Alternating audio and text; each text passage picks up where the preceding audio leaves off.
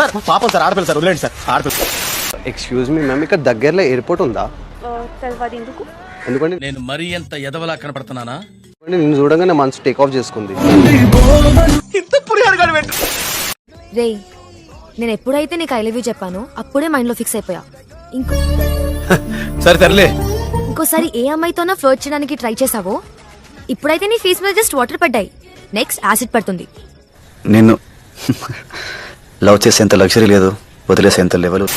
నీ కళ్ళు పేలిపోను మాస్టర్ ఇదే మ్యూజిక్ ఇంకో స్టెప్ వేయించు.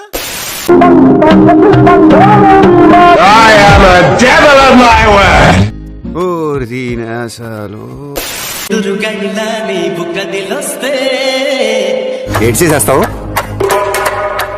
చేసేస్తాడట. ఏంటి తీసుకో. ఏంటిది? మా ఇంటి కరెంట్ బిల్లు వెళ్ళి కట్టే. అదేంట్రా డిస్కవరీ ఛానల్ లో కప్పల నోరు తెరిచారండి. నాకెందుకు ఇస్తున్నావు?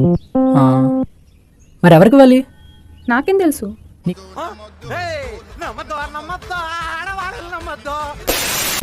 అసలు నీకేం కావాలి? అప్పుడే మొదలెట్టావా?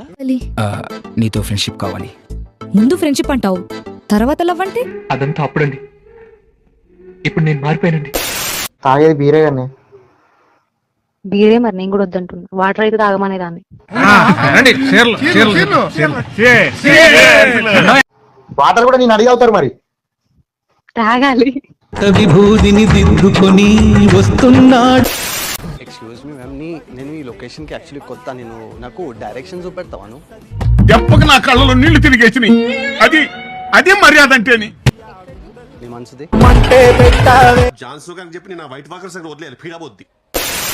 నా మొగుడు కూడా నన్ను కొడతాడు, ఎవరు చూడనప్పుడు నేను కూడా కొడతా. మూర్తి గారు ఇలాంటప్పుడే గుండె రాయి చేసుకోవాలి.